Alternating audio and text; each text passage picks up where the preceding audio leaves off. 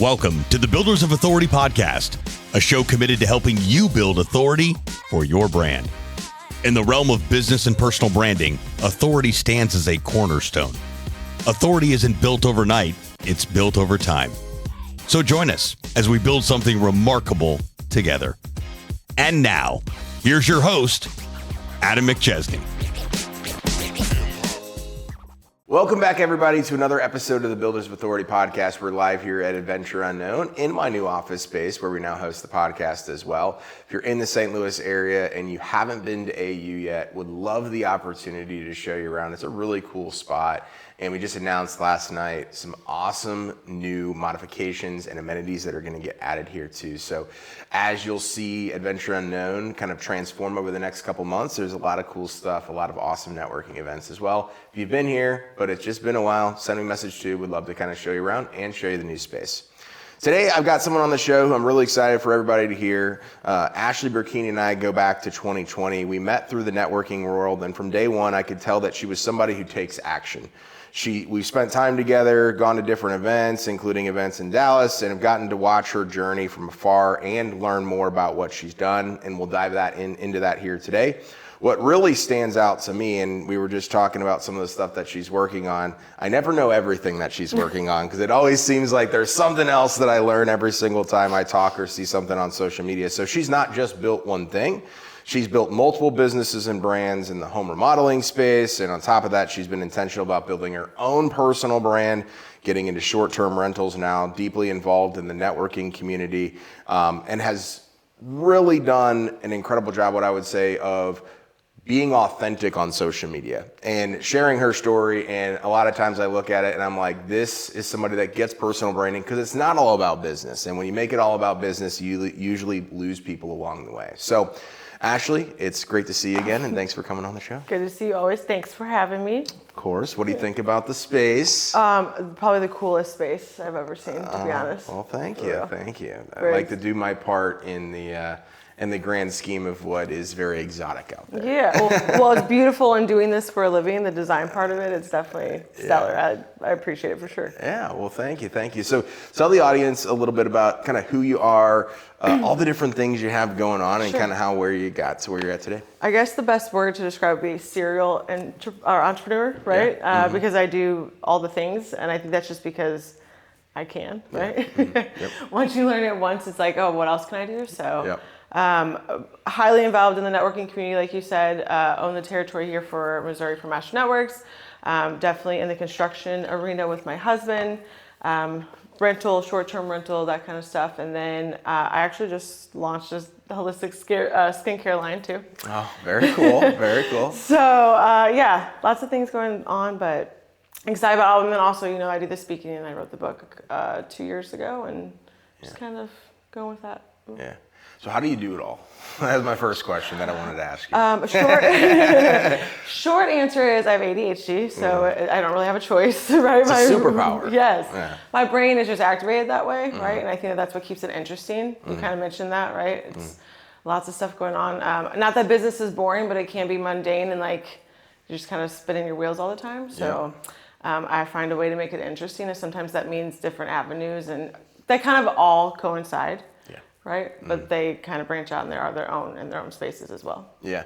So when you talk about these different businesses too, you're talking about like a bunch of different industries too. Mm-hmm. So I'm a big believer is like, I've been in the auto glass space, the marketing space, now the roofing company and the outdoor living company too, is business like 80% of the time. Mm-hmm. It's the 20% that you got to truly understand. What have you been able to take from all those different industries to say, hey, when I do launch a new business or line, or you're getting into short-term rentals, or you're doing whatever, hey, these are like the things I just need to make sure that I'm consistently doing because this is what it takes to be successful in business?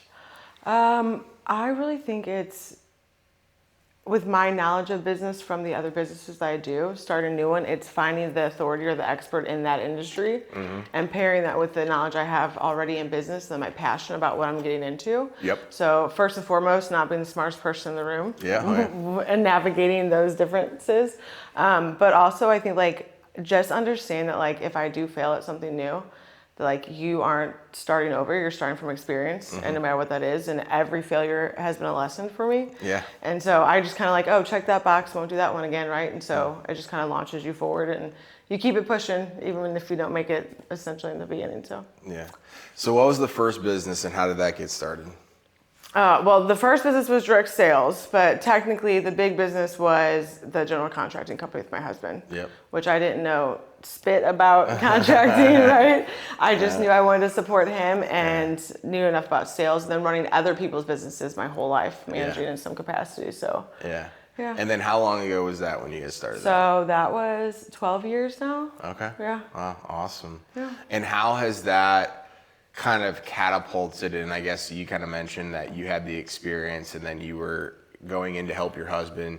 I'm assuming you're probably more the integrator, organizational. So like, hey, he's got all the ideas, the vision, the executor, but you're really the one that's kind of like running behind the scenes. Is that kind of your strong suit in most of these businesses? Yeah, well, so I'm really the visionary, but also the organized. Like, I'm the one that's on fire for business, right? All right, yeah, Where he is the talent. Like, don't ask me how to drywall. I don't know. That's his deal, right? And so, he's the doer. Yes, he's the doer and the talent, and in that capacity. And then I have the vision of the scaling the business and the knowledge, obviously, from the networking group and different conferences.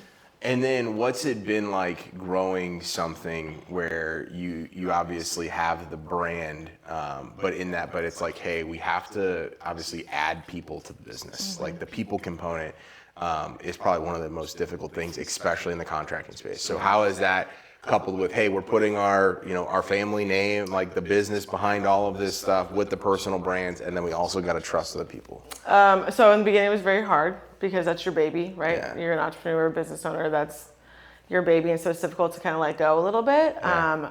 But you just keep at it, and you find the right people, and then you appreciate those people and their loyalty to you, and you take care of them. And they will do just about anything for you if you can take care of them. And then they have a buy-in to the vision of the company too. So let them be kind of a part of maybe not major decisions, but let them have a say in the direction that the business is going or that they want it to go, because then they are on fire for it as well. Yeah. How has your personal brand, because I know obviously you've been building that with all the different stuff that you're doing. How has your personal brand like helped the contracting company first, because that was like the baby, and then I believe that everything you start after that, it just kind of on fire lights the next thing. So talk to us about how you kind of were able to leverage it there, and then every new thing that you've started, it's been like, hey, I'm not starting from ground zero. I'm starting from an experience with my personal brand in a brand that people already know, like, and trust. I think I learned a long time ago in business that like people don't buy you. I mean, buy your product or service, they buy you. Yeah. I like to use the example of insurance. You know, like I don't care what my insurance says. I just need you to know that I need it, right? And so I think that what I do on social media and with my chickens and all that goofy stuff, that's very authentic and genuine, and people buy into that. And so we've gotten a lot of business for construction out of that, or right, just because they know me and me dance with my chickens. And so when they think about construction or remodels, they're like, oh, that crazy chicken lady, she's got us, right? She's there. Yeah. So yeah. And then when you've started some of the new stuff, obviously with the master network stuff, the short-term rentals, the new company line, I can only imagine that you're like, hey, I've already got this built from my personal brand standpoint. I can just add the other thing. Yeah. Well, I think that like also we came to a spot in business where we had to reach all of our goals. Okay. Right? And then we were like, oh my gosh, we're still young and we still have so much more to do. Yeah. Like now what? Yeah. And we're kind of stagnant there for a minute and just, you know, again, running the business and maybe spending money that we didn't need to spend. Yeah. Because we could. Yeah. And I think that we just got to this place where like, okay, like nothing's exciting about this anymore. Yeah. So what is the next adventure? What's going to feed us? And so now we focus on running the business, which we know how to do, but then also what's feeding us. And we're entrepreneurs and we love it. So of course there's some kind of business tied to that. Yeah. It's I had somebody on my podcast a couple weeks ago, and he's like, he grew up an athlete, and then he's a professional bodybuilder now, and he's like, he was a professional bodybuilder. Now he's like, hey, I just work out to stay fit. He's like, but business and entrepreneurship is like my game. Yeah. He's like, I'm just a student of the game, and I'm an athlete. I'm a business athlete, and I thought that was interesting. Yeah, that's it's cool. like there's that competitive edge where, especially if you lose it, where you just get complacent, and you're like, you know, this business can run without me, everything's going good, but you reach that level of like, hey, I need something more to kind of challenge me. And that's a good thing and a bad thing too, right? Like I've gotten sometimes shiny object syndrome, or sometimes I do just go do stupid stuff because I'm like, hey, I want to test this out because I'm bored. And then you start creating problems that you don't necessarily need to solve. But then on the other side of that, you're like, hey, no, I can take this skill set, this brand, whatever, and go into this new vertical, and I'm excited about it. Like that's why we bought our first short-term rental back in November.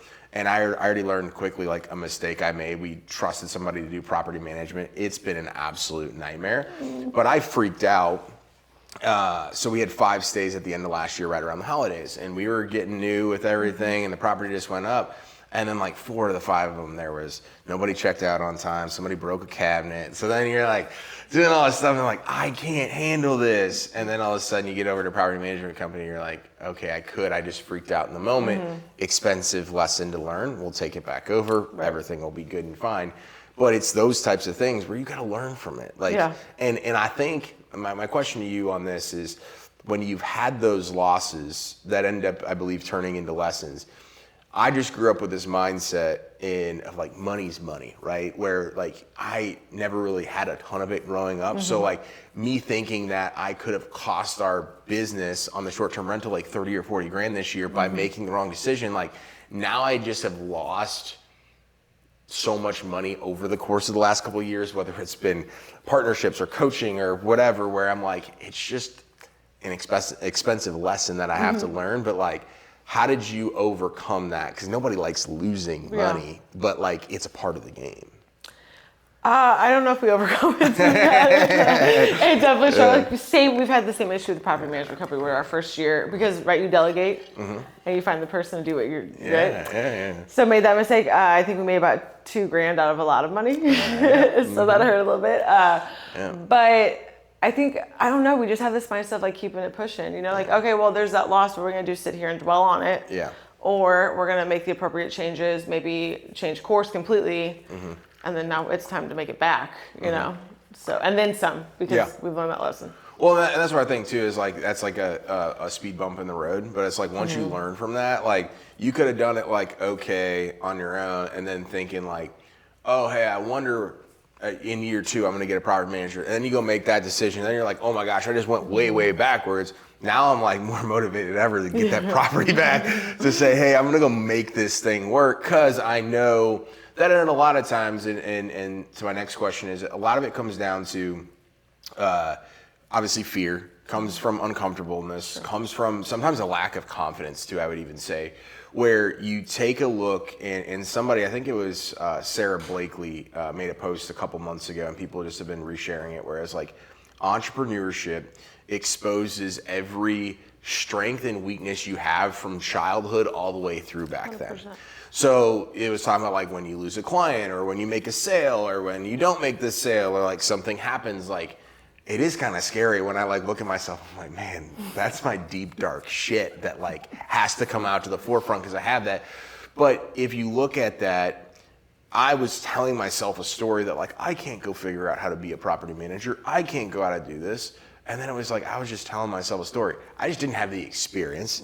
I didn't probably have the time to go do it, but I also was trying to look for the easy way out.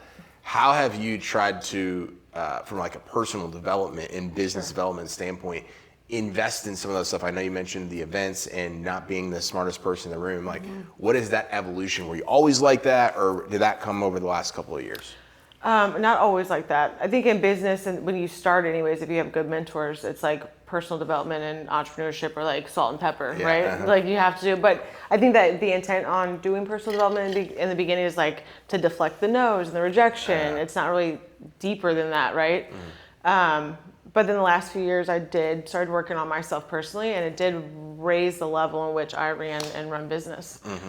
More than just the personal development of rejection, but also like knowing who I am and being able to take like, oh, these are my strengths and my weaknesses, humbling myself a little bit, right? realizing that like I'm not the smartest person in the room, and sometimes I'm overconfident in situations, and being able to have self-awareness now and being like, ooh, maybe that wasn't the best decision or best choice of words or whatever that looks like, right? Yeah. And then eating humble pie whenever I need to apologize or correct it. So yeah, yeah, it's a real thing, and it's when people like think of entrepreneurship, like all these things that entrepreneurship actually is. 99% of it, I did not think about a single thing before I decided I wanted to become a business owner. I'm like, this is going to be easy. Right. You're like, I want the money and the vacations, right? Yeah, this is awesome. So let's dive into networking, right? Sure. So obviously Master Networks, I'm assuming well before Master Networks of your involvement there, you were networking to grow the contracting business. What has that how has that played a role into growing the business or businesses? And what is your encouragement to people that are like, I don't have time for that, or it's not worth it, all that good stuff? So this is where I push back on you sometimes, right? With the online stuff, because I'm not digital, right? Respectfully, I know it's necessary. I know it does wonders for people, but like I literally just could be Amish if somebody would allow me to, right? So, and live in the forest somewhere. So for me, I'm very in person. Also, I have ADHD, so I like to read the person and be in front of their faces, right? And so I think a lot of our business has come from word of mouth and those relationship pieces. Now, is it beneficial that I'm in leadership in this face-to-face networking group? Yes, thank goodness. I don't know if that makes a difference or not, but I would assume so. It's been everything, and more, because they're there for all the other businesses that we start and support, and they're there for every failure the relationships are built within this community. So it's been everything. Well, and I think a lot of people like so some people, right, like me, like I'm like I only do networking up here because I just force myself to be up here and just do it, and I'm like I don't want to leave. I thought I was extroverted, and I'm very much an introvert that on podcasts and a bunch of other stuff like can be, but I have just been through so many different seasons of business in such a short period of time that I'm like I just need my space, and I need to go do that. And we have clients all over the country, so it's a little bit different of a business model, but so many people, right, they don't do the digital stuff, and then they don't do the networking, right? So it's like, and I tell people all the time, like our business partners up in Long Island, New York, I'm like, get to we're a local business. Get to every single freaking networking event that you can. The auto glass company, when we sold that, I told that guy, get to every single, when you're a local business, networking should be literally the first thing that you do. So what is your advice to somebody that like hasn't even done any of the aspects and like, hey, even for me, like if I started a local business right now, that would be the first thing I do. Like you got to go out and meet people. You got to go get people to know, like, and trust you. Well, that just says like you're in the people business. All businesses are people business. Even with AI coming out and all those amazing tools and resources, that doesn't eliminate people in your client base as people. You're not selling to other AI. Maybe in their automation, right? But essentially you're selling to another human being, and so it's important to keep that aspect of it. And so you need to, even if that's a digital Zoom networking group and you maybe meet at happy hour once a month or whatever, whatever that looks like, you need to be involved in something, because those are the people of the community, and those are the people that are going to share that word of mouth. Put your sign in their yard, depending on your industry, right? Put your magnet on their refrigerator, ask you to sell their house, but like you have to have that network because there's an installation there when it comes to humans. Well, I think like a lot of people, and I had somebody in my office yesterday that's a member here, and he's followed me for a very, very long period of time. And I told him, I was like, dude, you're trying to avoid different aspects of growing your business by, he wants to have the ability to do what I do, where I don't have to go out and do all of the different stuff. I'm like, dude, you didn't see the first 3 years. Like the last 2 years, I just haven't done that. Like for the first 3 years, I was everywhere. And so with that though, it said, but like you haven't done my full last 5.5 years on the digital side. Like you haven't built the personal brand. So a lot of people are like, well, I would love to have everything come to me and go do all this stuff. It's like, but you haven't put in the work for it to even be possible. So like whatever it's networking, boots on the ground, door knocking, all those other things, like that's what you got to do right now. If you haven't put in the work in the other aspects. So I think a lot of people are like, well, I want to go to one end or the other, but I want the easiest path. And that's usually not the Well, no, especially if they're introverts, right? So my son owns a landscaping business now. Okay. And this is something that we go rounds and rounds on. And very difficult when your mother is a partial owner of a networking group. And you don't believe in networking groups, right? Explain that to your members, right? But he's 20, so he's in that era of digital era where everything is online. Yep. And he's an introvert, so that's his excuse, right? Yeah. And he really thinks that he can just do it all online. He does great.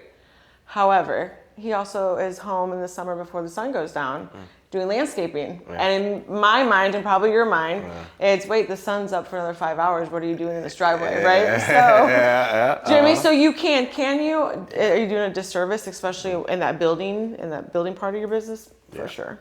Well, and that's what I tell people all the time too. So we work primarily with contractors. I'm like, hey, the best clients that we have are the ones that do the digital and do the networking and do a bunch of other personal branding stuff, all the things. Yeah. Because all of this stuff can go up and it can go down. And when the leads slow up online, it's usually the best time to have the referrals and the word of mouth and the networking stuff. And if you're not getting those, the digital, it's a balance act, right? And so if you put all of your eggs in one basket, you're susceptible to that basket not filling your cup. Yeah. And that's a problem.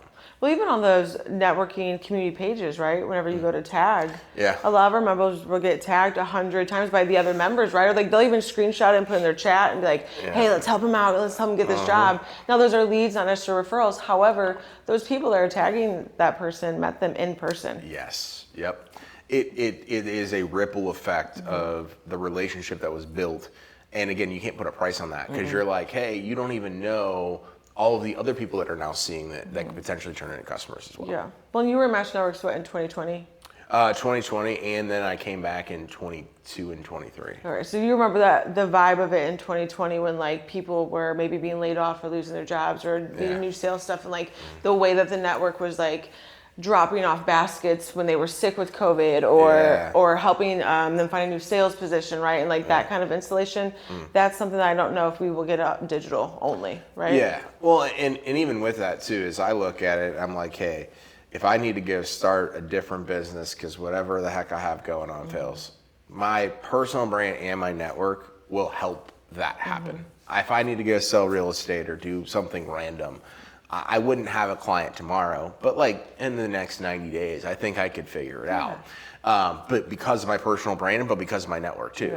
In person, online, combination of all that stuff. And I look at that, it's that has been the biggest differentiator too, is the people that you meet and then the connections that they have. And when you provide value to them and don't ask for anything in return, when you actually do need it, truly do need it, the floodgates are going to open up and you have this village of people that you would never be able to get to without putting in the time, energy, and effort to go build those relationships. Well, I think too, another big piece of that is we know when we're an entrepreneur, we don't come from a family of entrepreneurs. We know how hard that can be, right? Because they don't understand our mindset, our schedule, our passion for it.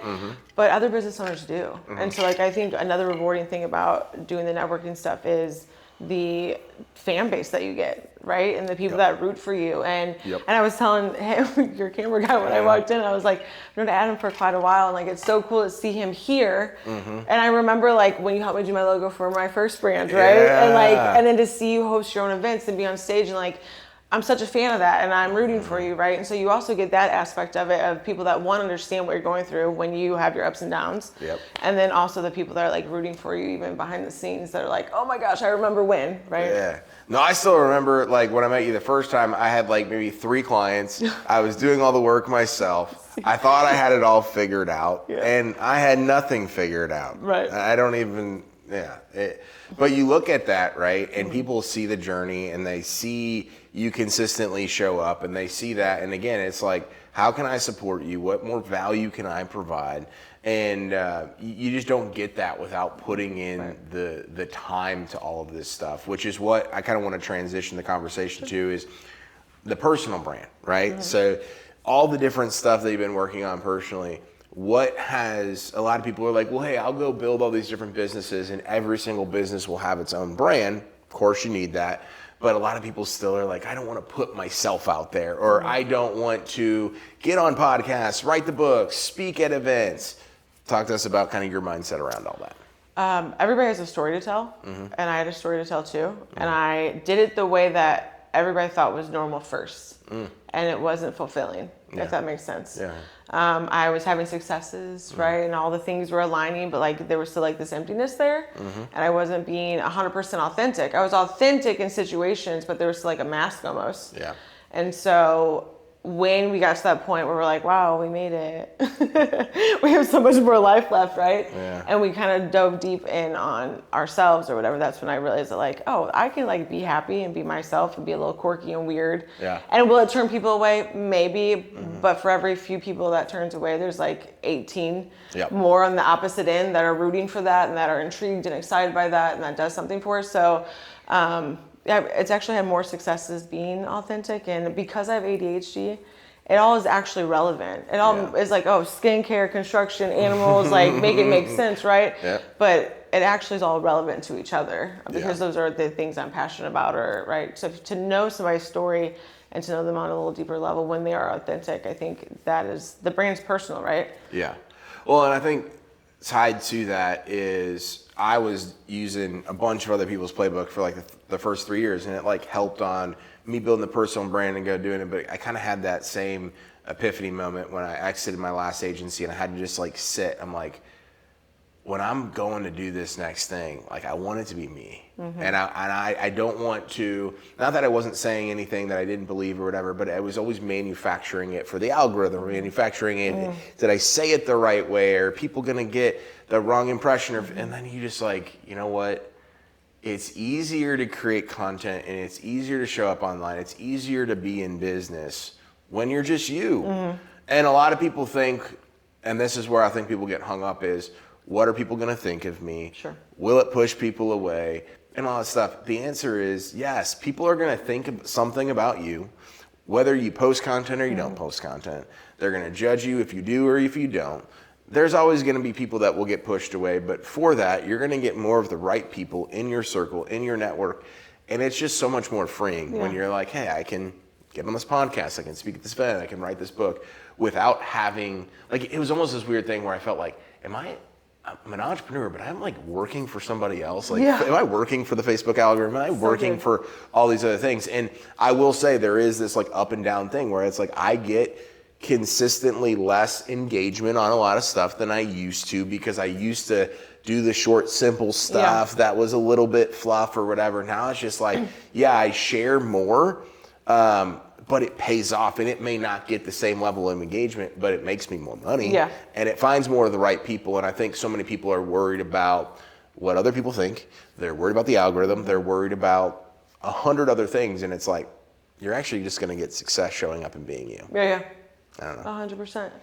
And I think like, and to be authentically you too, right? Like if you're not a naturally funny person, don't try to be funny. Because that comes off like, that comes off, I think yours are funny though. Like when you started doing more videos based on like you being silly, I was like, yes, Adam, I see you, right? But there are people that like, I always say this, you remember Gary LaRue? Yeah. So I remember taking this training for Master Networks, like writing down word for word my notebook. He's talking, right? Yeah. And then going to do my first presentation and using like his little, well, he's from Texas, he's 6'5", right? Has a beard. And so here this little Midwestern girl, 5 foot, is trying to take these manly jokes and they're not landing, obviously, right? And so like put your version or spin, right? Whenever you're doing this stuff, especially for your business. But people will be like, oh, but that's on them. Yeah. Right? And that's why self-awareness, especially in business and that part of personal growth, is really important, because it's almost like you become Eminem in 8 Mile. Yeah. Where you're like, tell them something they don't know about me. Yeah. Right? And so you're kind of easy to deflect that kind of opinion. Yeah. And you just get to kind of stand in who you are, and it's fun and peaceful. Yeah. It is. The peaceful part is the crazy part too. Because again, you get so worked up, you're like, oh my gosh, I created all this content, I did that, and I don't even love it. And then you get the backlash or the whatever, and you're like, okay, I need to pivot. What's a piece of advice, entrepreneurship based, on when you first got started that you're like, hey, if I actually would have known this day one, I wish I could have told her?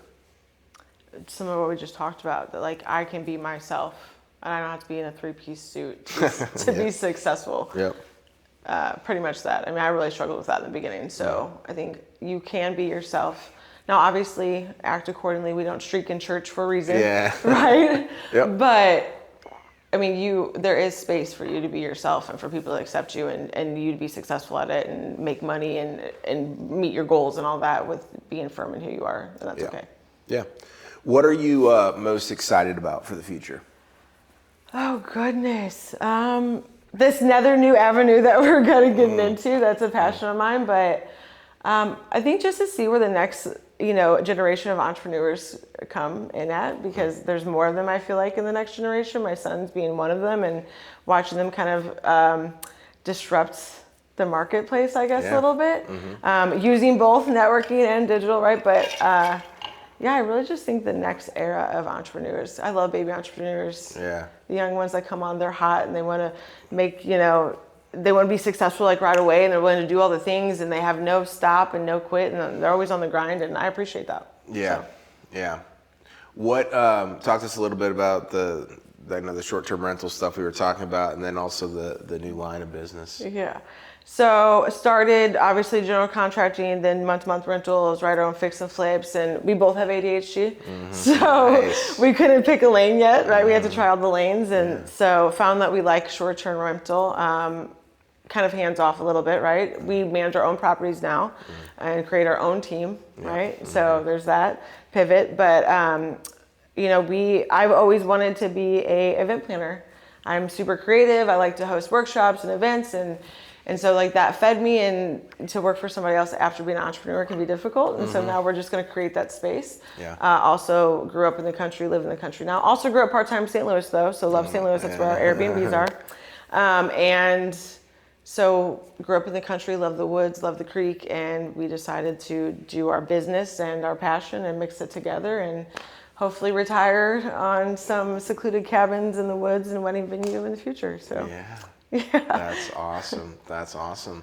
Well, thanks so much for coming in. This was awesome. I'm glad we got to chat a little bit further and kind of just go through the story. I think a lot of people see what we all do, and it's interesting to know the mindset behind it and the reality of what it takes to be successful. So thanks for coming on.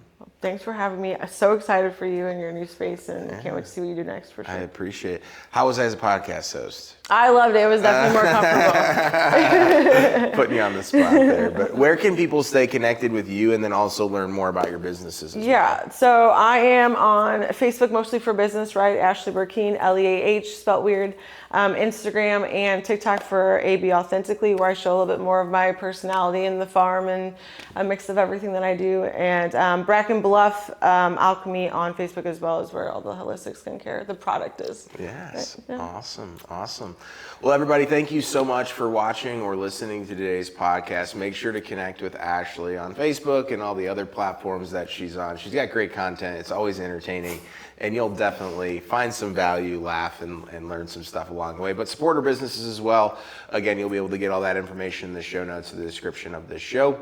Share this content on social media so more people can know, like, and trust Builders of Authority and our guests, and more people can learn from the valuable strategies and expertise that we talked about here in today and all the episodes that we have. Thank you so much for watching or listening. We'll see you next week. And remember, authority isn't built overnight. It's built over time. Thanks so much for tuning into this episode. We sure do appreciate it. If you haven't done so already, make sure you're subscribed to the show wherever you consume podcasts. This way you'll get notifications as new episodes become available. If you feel so inclined, please leave us a review. We sure do appreciate it. Until next time, friends.